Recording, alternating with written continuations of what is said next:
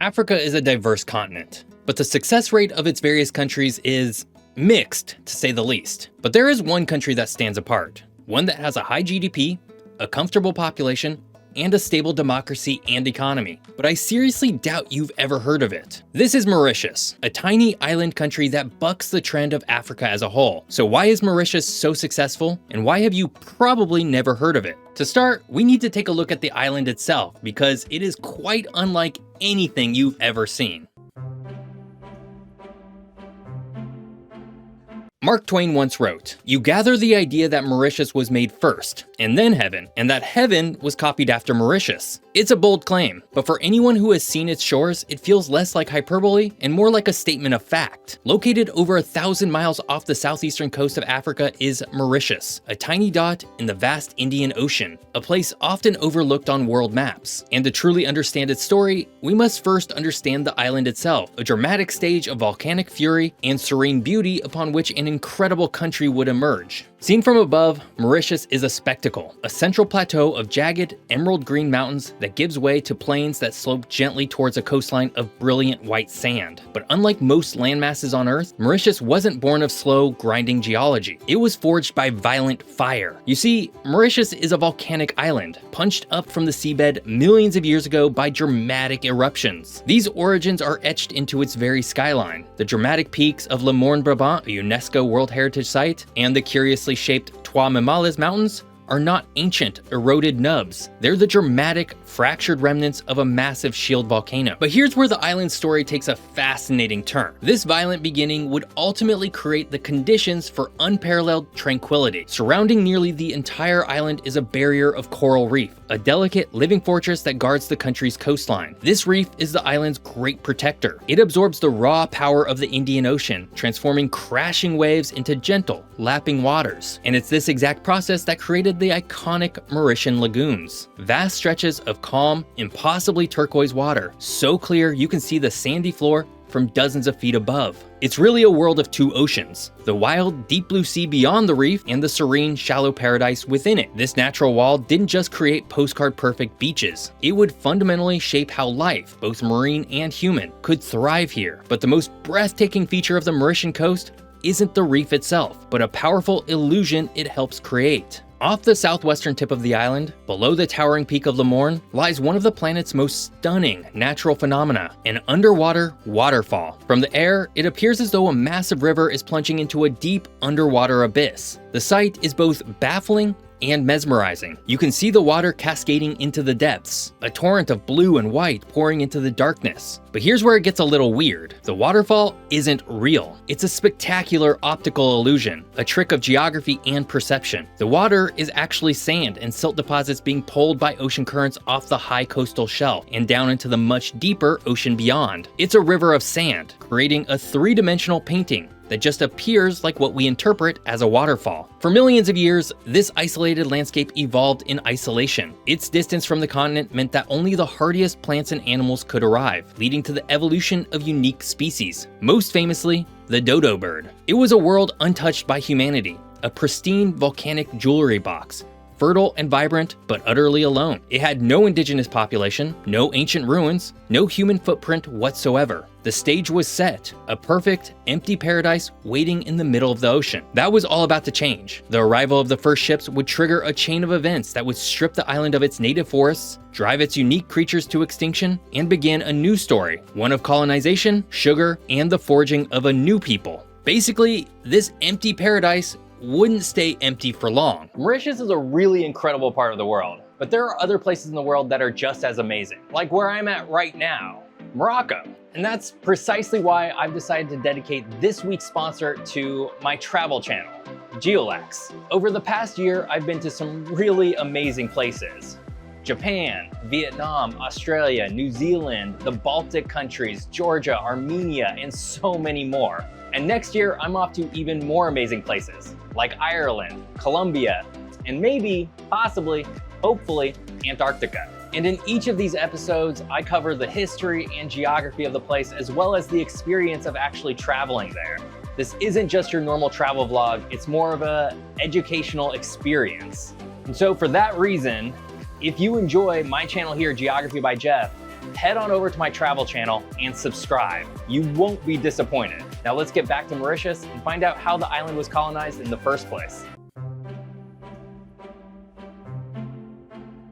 For millions of years, Mauritius was devoid of human life. While civilizations rose and fell across the globe, Mauritius was empty. It was a world without people, a biological experiment running in perfect isolation. But such a paradise, fertile and strategically placed, wouldn't remain hidden forever. The story of how this island was populated is not one of ancient migrations, but a modern, often brutal, tale of commerce, colonization, and the forced and voluntary movement of people from 3 different continents. The result was a country with no native population, a place where everyone, in a sense, is an immigrant. But let's clear one thing up. Mauritius wasn't entirely unknown to humans. In fact, for centuries, Arab and Malay sailors knew of the island. It was a landmark on their trade routes, but they never settled it. The Portuguese also charted it in the early 1500s and named it Island of the Swan, likely after the dodo, but they too moved on. The first real attempt to tame this island came in 1598 from the Dutch. They renamed it Mauritius in honor of their prince, Maurice van Nassau,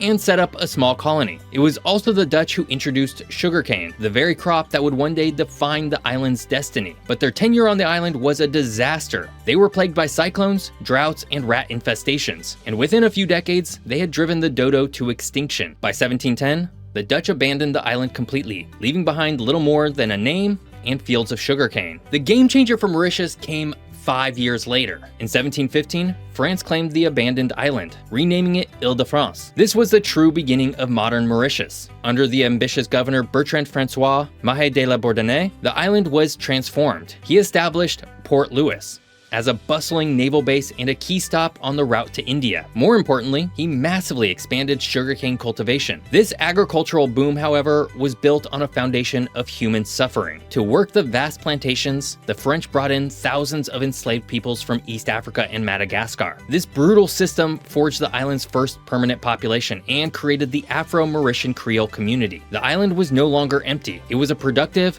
but deeply unequal and brutal colonial enterprise. But here's where its fate would be twisted by global events once more. During the Napoleonic Wars, the British saw French-held Mauritius as a dagger pointed at their vital trade routes to India. In 1810, they launched a successful invasion and seized control. Yet the British takeover was unlike most others. In the Treaty of Capitulation, they made a remarkable promise. They would preserve the islanders' property, laws, language, and religion. This single decision is why, to this day, Mauritius feels more French than British. French remains a common language, the legal system is based on the Napoleonic Code, and the island's oldest families trace their lineage back to French colonists. The British won the battle, but the French had won the Cultural War. The British, however, completely changed the island's demographic destiny. In 1835, the British Empire abolished slavery. For the sugar barons of Mauritius, this was a catastrophe. Their entire economic model collapsed overnight. Desperate for a new source of cheap, reliable labor, they turned to the British Empire's largest and most populous territory, India. They devised a system of indentured servitude, where workers signed contracts to labor on the plantations for a set number of years in exchange for passage and a meager wage. It became known as the Great Experiment, and Mauritius was its first and largest testing ground. Between 1834 and the early 1900s, nearly 500,000 Indian laborers were brought to the island. While many intended to return, most stayed, forever altering the island's cultural and ethnic makeup. This wave of migration created the Indo-Mauritian majority and laid the groundwork for one of the most multicultural societies on Earth. By the turn of the 1900s, this tiny island was home to people of European, African, and Asian descent, all living in complex colonial hierarchy. As the century progressed, a quiet but steady movement for self-rule began to grow, led by figures like Sir Siwu Sagur Ramgoolam. Finally, on March 12, 1968, Mauritius gained its independence. But its future was far from certain. International observers looked at the new independent country, overpopulated, reliant on a single crop, and simmering with ethnic tensions, and predicted it would become a failed state. Its improbable mix of peoples seemed like a recipe for conflict, not cooperation. They were all about to be proven wrong. When Mauritius gained its independence in 1968, it was a small, overpopulated island with no natural resources to speak of, entirely dependent on the volatile price of a single crop, sugar. In 1970, Mauritius was home to nearly 830,000 people, which might not sound like much, but Mauritius is very small. In fact, at just a bit over 2,000 square kilometers, Mauritius is roughly half the size of Rhode Island, the smallest state in the United States. It was so small, crowded, and economically dependent that Nobel Prize-winning economist James Meade took one look at the island's prospects and declared its future bleak. Many predicted it would become a classic failed state, torn apart by poverty and ethnic division. And yet today, Mauritius has one of the highest GDP per capita rates in Africa, a stable democracy, and a thriving, complex economy. It stands alongside countries like Botswana, blessed with diamonds, and Seychelles, a high-end tourism haven with 1/12 of the population, as one of the continent's great success stories. But the Mauritian path was different than either. It had no diamonds, and its success was about so much more than tourism. Its story is a masterclass in economic vision and social ingenuity. It's the story of the Mauritian miracle. So, how did they pull it off? The first step for Mauritius was to break the shackles of sugar. While other newly independent countries in Africa were nationalizing industries, Mauritius did the opposite. In the 1970s, the government established export processing zones, offering tax incentives and a stable environment to attract foreign companies, primarily in textile manufacturing. This was a radical idea at the time, but it worked. Hong Kong textile magnates arrived, factories were built, and tens of thousands of jobs were created, particularly for women, empowering a brand new generation. This single move diversified the economy away from agriculture and provided the crucial first rung on the economic ladder. But here's where it gets really interesting. Mauritius knew the textile boom wouldn't last forever. As the world changed and manufacturing became cheaper elsewhere, Mauritian leaders were already planning their next move. This is what sets the country apart, an incredible capacity for long-term strategic planning. They looked at their assets: a bilingual population fluent in English and French, a strategic time zone between Asia and Europe, and political stability. The answer was to pivot from manufacturing to services. They cultivated a sophisticated offshore banking and financial services sector, becoming a trusted hub for international investment. At the same time, they developed an upscale tourism market, focusing on luxury over mass travel to preserve the island's pristine environment. They went from an economy based on sugarcane to one based on cotton shirts to one based on financial data and 5-star resorts. But here's the real secret to their success. Economic plans are meaningless without a stable society to build them on. This was Mauritius's greatest test.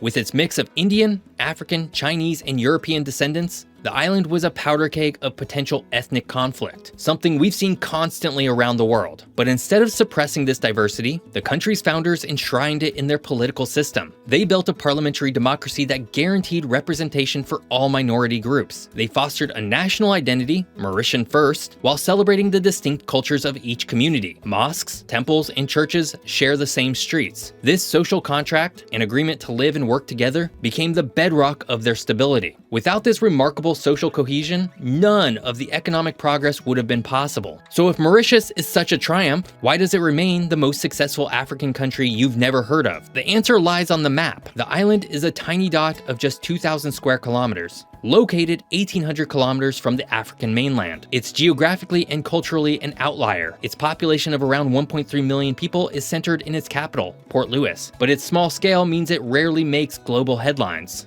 Its success is quiet, a story of steady growth and peaceful elections, not the dramatic conflicts that capture the world's attention. So the Mauritian miracle wasn't a miracle at all. It was a result of deliberate choices to diversify, invest in its people, embrace democracy, and most importantly, turn a perceived weakness, its diversity, into its greatest strength. This week, I'm off to the highlands of Armenia to see more ancient monasteries and hike into the incredible Lesser Caucasus Mountains. And you should come join me over on my travel channel. I hope you enjoyed learning all about Mauritius. If you did, check out this video all about America's secret island. Thanks for watching. See you next time.